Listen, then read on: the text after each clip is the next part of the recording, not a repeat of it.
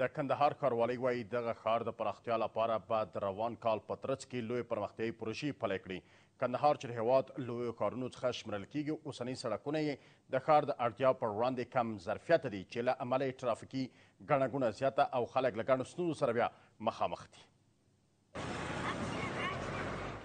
د کندهار ښاروالۍ د ښار په اومه ناحیه کې د 80 میلیونه افغانیو په لګښت د سړک د رغېدو چارې پیل کړې. دغه سړک 1100 متره اوږدوالی او 40 متره پلنوالی لري چې د پروژې په لړ کې د استملاک چارې له وړاندې ترسره شوي او دوکانونه او کورونه لیرې شوي دي. د یادې پروژې ټولې چارې به د 6 میاشتو په موده کې بشپړې شي او د ښاروالۍ د پرمختیایي بودیجې څخه تمویل کیږي. فعلا د ښار په اومه ناحیه کې د پنجوایي درایي سړک د اساسي رغولو چارې پیل کړې. دا چې دا سړک د 40 متره په پلنوالي سره په اساسي او معیاري شکل رغول کیږي. تیر کال د دې سړک د تخریب چارې ترسره شولې. د دې سړک په مسیر کې چې کوم موانع و، کوم دوکانونه، کورونه و، د هغو د استملاک او تخریب چارې تیر کال ترسره شولې.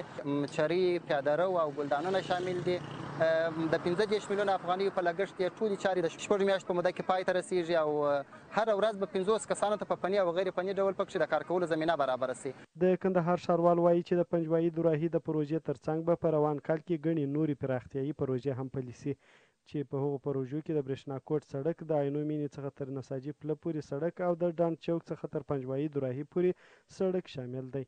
هغه زیاتوي چې د ځینو نورو مهمو پروژو پلان هم جوړ شوی، کوم چې د کندهار ښار د پراختیا لپاره حیاتي ارزښت لري. غټې پروژې دغه لکه چې نن افتتاح کېږي، پنجوایي دوراهي ده، د برېښنا کوټ سړک دی، د عینو مینې د مخ څخه تر نساجي پله پورې دا سړک دی او د ډنډ څخه د باغ پل خواته تر پنجوایي دوراهي پورې یو فاضلات سړک دی.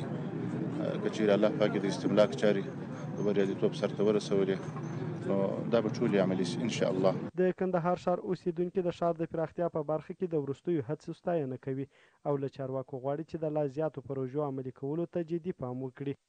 سړک به داسې ستا و چې نه به امبولانس چارېدی شوه، نه به شخصي موټران چندانې چارېدی شوه، د خلکو به جنجال ورسره، نو ډېر به مشکلات کې به دا سړک پیدا ډېر مهم دي. د ډېر مشکلات سره مخامخ دي. دا سړکان جوړېږي دلته د خدای وزرونه ورکړي، ټکرونه کم شول، دغه کم شول ډېر چې ټکرونه به کېدل.